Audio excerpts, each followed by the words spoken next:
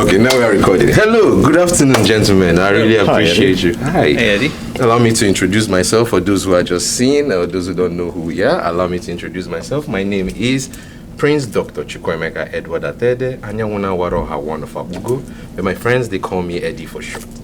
And I have a podcast that's called FlyEd on the Wall with Eddy4ShoT's. And basically, I want to be a fly on the wall, listening to conversation with gentlemen who are enlightened, who have been to a bunch of information and learned so many things.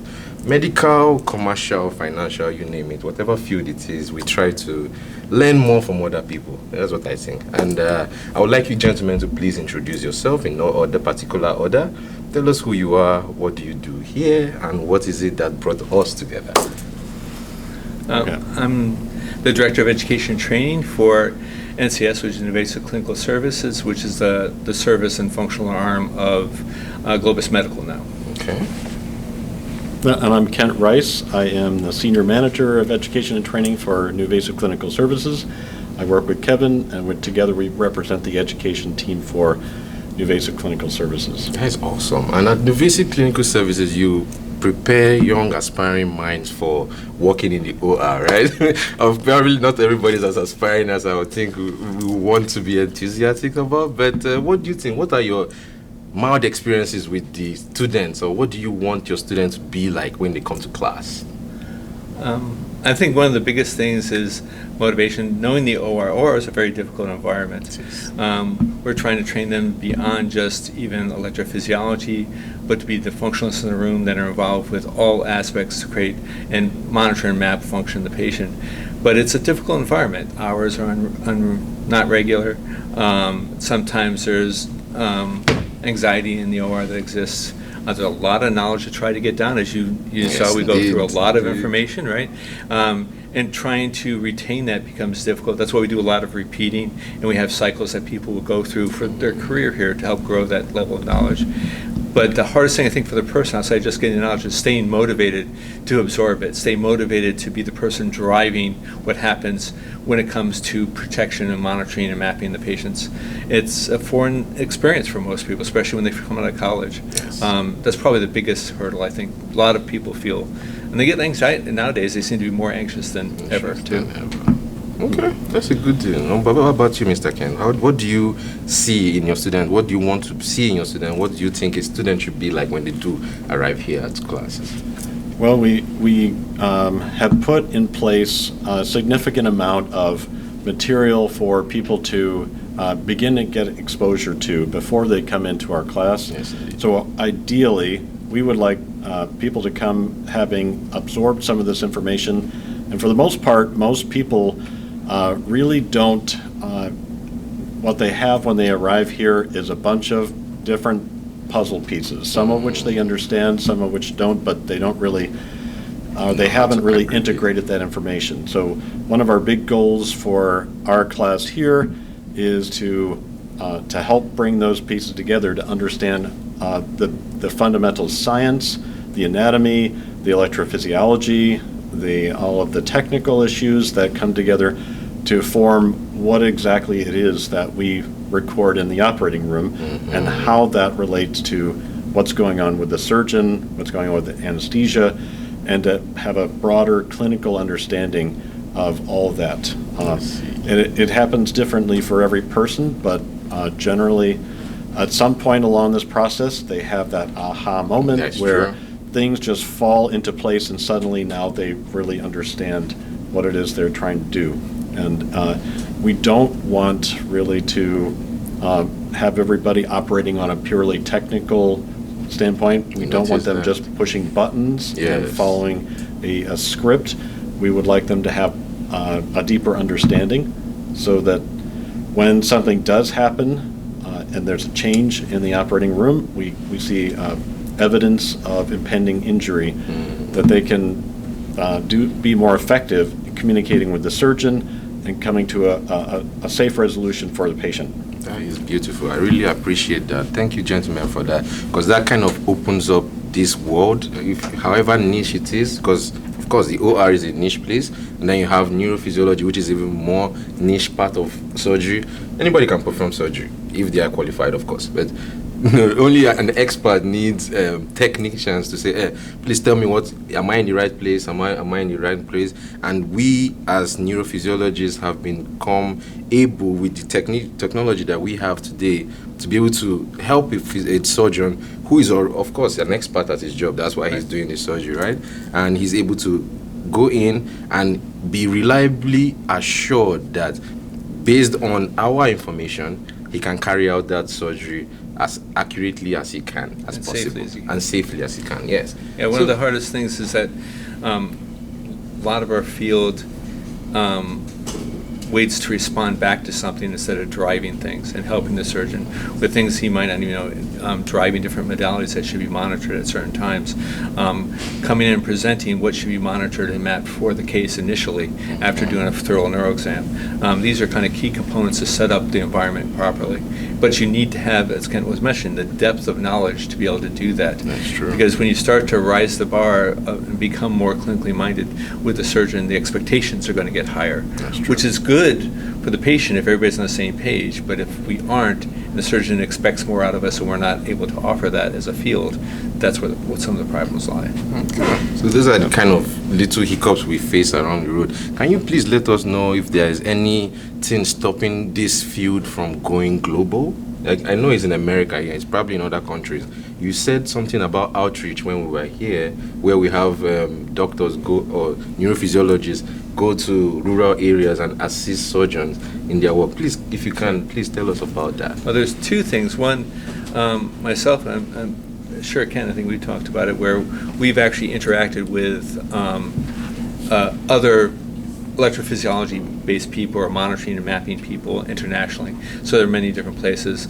We've actually worked with some of our own staff that actually help support internationally, that live in Germany or Singapore or Japan, and we've interacted quite a bit with Australia just recently. We had someone from Australia in our class. Oh, wow. So there is, I mean, predominantly, yes, it's true. There's a lot of cases that are done in the U.S., probably more than elsewhere, but it's not isolated to the U.S. So there's a lot of other places that do it. The ratio is probably a lot less. There's systems built in other countries. Neon Coding's built in Japan. iNomed's out of Germany. When it comes to like mission trips that we do, we support different places in Central America, South America, Africa. These are big markets. We've also been to Bulgaria, Yep. Barbados. Eastern blocks, yeah. Old Eastern blocks, yep. And as a means of bringing our expertise there, but not to just bring it and then leave, but oftentimes it's set up where surgeons are teaching surgeons, and even our staff is teaching local staff to eventually to see if that all of that can transfer locally. It doesn't really help a community or a country to just come in once and leave, right? So the bigger goal is to, rise all boats. Rise all boats equally. Yes, no problem. So, what outreach do you think might be beneficial to Nuvasive in, like, okay, we just talked about the past and the present, the future. What do you think Nuvasive needs to become a global enterprise? Well, the models of healthcare are definitely different in different countries. Definitely. And especially with monitoring, it being such a niche field, it's available at academic institutions, and in some countries they don't have a system that supports the use of intraoperative monitoring because of costs or availability of equipment. And so I think from our standpoint, probably we would work with the systems that are in place, particularly if in concert with the use of surgical procedural systems, hardware systems, may be able to accompany with intraoperative monitoring options. I see. That's a great information. That's very useful to us. What I'm trying to do with my podcast is basically to expand the world's eye or the horizon into things that they didn't know. For example, I didn't know that Wucheria bankruptcy causes elephantiasis. But the day I found out, that changed my whole life. Because once upon a time they would say, "Oh, don't go into that farm because there's voodoo over there." And if you cross that farm, you come back and your leg in 2 weeks swells up. And that was really fascinating to me until I learned about medicine, until I learned about parasites, until I learned about Wucheria bancrofti. And I found out that the cause of this filariasis is elephantiasis. So that knowledge of medicine has allowed me to open my mind's eye, so to speak, to see more things, to learn more things. I'm very curious about knowledge, basically. So basically curious about knowledge. Could you tell us your background, how you stood up, how you became the director now, how you became the leader of the educational team over here? Please, if you could. So I've been doing this 35 years, 36 years. Started at Yale doing a lot of research and with a lot of real fascinating researchers in electrophysiology and neuroimaging.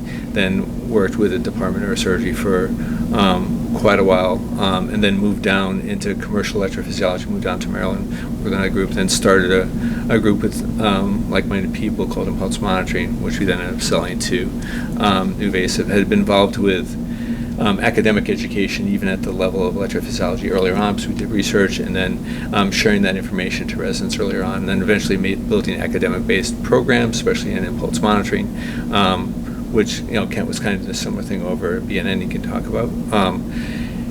And then we got together here when BNN came into the group, NCS, in about 2016, and we were built, and there was what I found very interesting is that the programs were very similar, science is very similar, that the science is the same, so the program should ultimately be very similar, right? Which is very supportive of both of our efforts and what we did.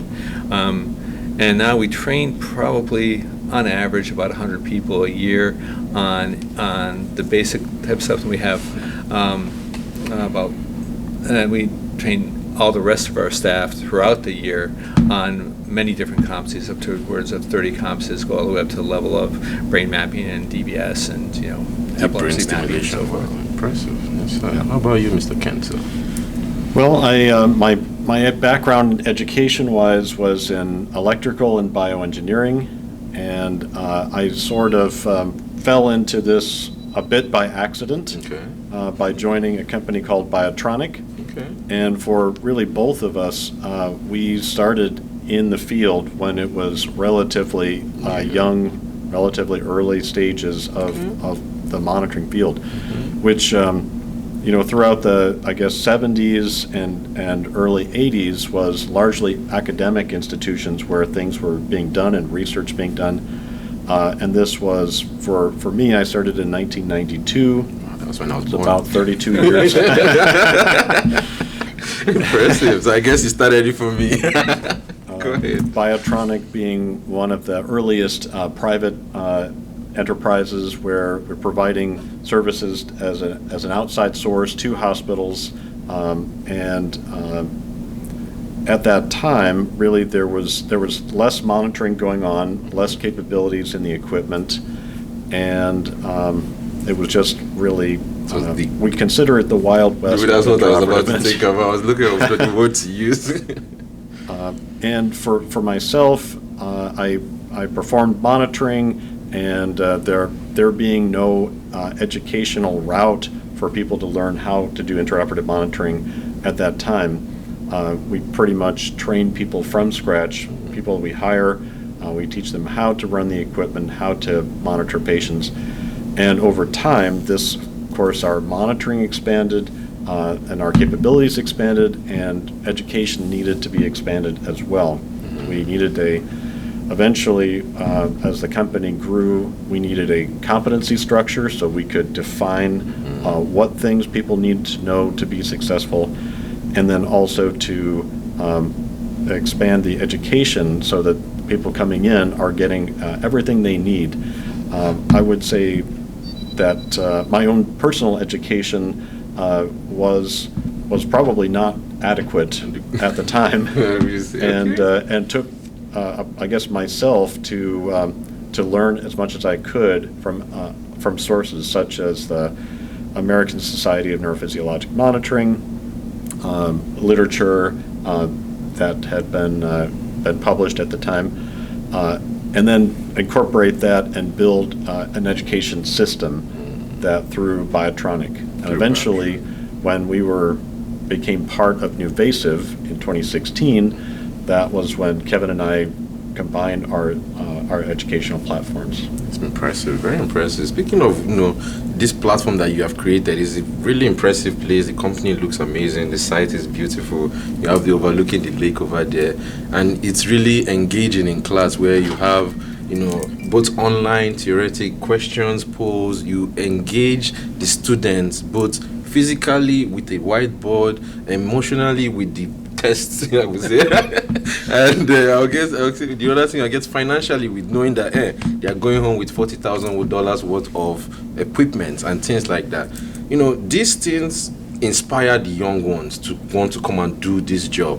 What will you tell a kid who is about to go into science class now, example, or whatever class it might be? What does he need to work towards to become a neurophysiologist? Now, you did say that you didn't get a accurate or up to par education for this job, but you are here present and you're able to do it. And you probably had Yale as a background. You're on the other side of the spectrum. You have all of those backing with you. What will somebody who doesn't have any of this, what can he do if he wanted to come into neurophysiology? I think some of the fundamental building blocks are hard science. You have to have the hard science, understand biology, neuroanatomy specifically, especially in colleges doing neuroscience. But also, those are some of the underpinnings, but have a grasp of what you're trying to do and what you want to do with it in the future. One of the things is medical care is different than working in a lab. That's true. Working in a lab doing single cell stuff requires a lot of neuroscience, but working here requires a lot of clinically applied neuroscience, right? It's not just doing diagnostics in the OR. The other thing is to not get pigeonholed into a view of what your scope would be in this job. I mean, seeing the job first off can be very surprising, the things you get to do. One of the things is that the field needs to grow, and our scope needs to grow and get involved with more things functional to help make us relevant. I mean, automation and machine learning and AI is coming into play. It'll be able to, do a lot of things that earlier days that we used to do much more manually and much more human-based. But that should free up the human's mind to do more clinically relevant things to help map and monitor the patient with more modalities, more things. So there's some underpinnings and hardened science that people will need. Without it, it's going to be very difficult to do anything in this field. But they shouldn't just be anchored into wanting to apply things a certain way. They also should be very focused on, do they want to do patient care? It's hard. Patient care is hard. It creates an emotional toll. You kind of have to get right with that earlier on, especially get involved in more complex, rewarding cases. They can be very emotional. Awesome. How about you, Mr. Ken? I would agree that a good science background is necessary to get into this field. There are educational avenues these days for getting a degree that is related to intraoperative monitoring, including clinical training, but there really aren't that many programs currently, and there is pretty good opportunity for training within organizations like ourselves. So having the background in physics, in neuroscience is great, and anatomy, those are all really helpful to be able to come into this program. We do take people who have come directly out of college, as well as people who have some experience in some other field. So there's really many routes to get into this field. And I guess what I would say for young people who are kind of interested in what they can do is that this is really a unique field where you get to combine technical with medical and really be able to help patients with surgical outcomes, protecting their nervous system. And so while it's a challenging and difficult field at times, it's very rewarding to know that that the information you provided helped prevent a neurologic injury. Yes, very impressive. Or mapped. I mean, you can map out structures of the brain, do awake language mapping, tell the surgeon where things are, make them change their steps, make them find other options to go to that actually protect the patient, prevent a 14-year-old kid from being paralyzed because of the interventions you do. Those are things that at the time highly anxiety provoking for everybody in the room are highly rewarding afterwards. That's the kind of stuff that once you have a couple of those, if you're okay with the stress that comes along with it, or keep you in the game for a long time. It's an evolving field, so the learning just never stops. That is true. That is true. I learned so much in this period of time that I was here. I agree. It's not a field where you learn what to do and then you do the same thing over and over the rest of your life. Different case for every different day. The field itself is also, for many people, an avenue to other areas of medical interest as well. Okay, well, to finish this up, I know I've probably taken too much of your time, but I really appreciate you for spending 5-10 minutes conversating about invasive here and in extreme neurophysiology and all the bases that had to do with it. This has been much enlightening. Personally, for me, I've learned a lot from you two gentlemen. Thank you. You have been much explanatory on the board. Paperwork, test, yes, that got me like too good. Every now and then I pull back and I'm like, they are very amazing teachers. Are able to communicate this amount of information, not just to me, who is a medical doctor that knows what you are saying, the words that you are using. Yes, I might have learned it in a different language, but I understand what you're saying. But there are others who this is their first time seeing this kind of thing, and you're able to communicate that. That was really fascinating to me and really impressive on my part, honestly. Let me see one more thing. Just if there's any fun fact you would like to tell our fans or something about yourself, so that we can round up. That would be amazing. That would finish this stuff quite nicely. One thing I would say about our field, it's a little bit outside of personal, is I think more people need to join our societies so we can be a bigger, stronger community. I agree. ASNM, ASET, there's a lot of people out there that are disconnected. It's a society that's spread out. We're not all in one location. Having more voices together can help make decisions on where the field goes. And there's going to be a lot of things with AI coming into place. What do we decide to do and what do we decide to become? I'm older now, so 20 years from now, it's not going to be my decision. Everybody else is left in it. So everybody has to kind of come together and work together, and that's usually done through the societies that we have. Okay. That's wonderful. What about you, Mr. Fun fact, are you asking for? If you want, yeah. You give us something about invasive yoga, but give you something what you think. Yeah, well, I agree that we do need some younger folks to take up the mantle of the intraoperative monitoring and move us forward in the field. That's all of you guys. Yes, thank you.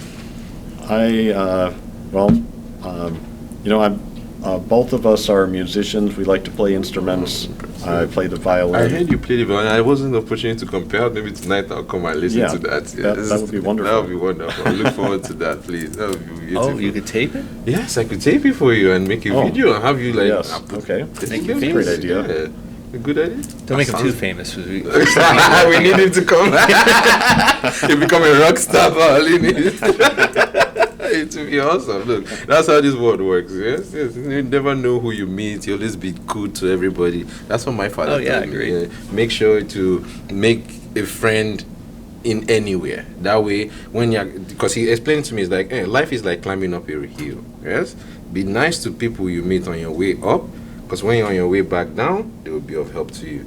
That's what I think. And I think I hold that as a watchword. And I really appreciate you, gentlemen, for coming on the show, telling us a little bit about invasive, telling us a lot about neurophysiology, much about yourselves, your perspectives, the understanding about the neurofield in general, and how this, our invasive company and neurophysiology, helps medicine and surgeons in general. That is amazing. It's been truly enlightening. I really, really appreciate you guys for that. Thank you so much. If there's anything you want to say, please feel free. We'll have like a minute or so let me know. Well, thank you Well, for yes, having us. And thank thank you you. for attending class Thank you, sir. and helping out in class as well. Thank you. Appreciate that. Thank you, sir. Much appreciated. If there's anything, thank you. It has been really amazing and really awesome. I really appreciate it. Thank you. I think I will end it there. This was really awesome. I got a good interview. Thank you, Oh, sir. so cute. It was. That's so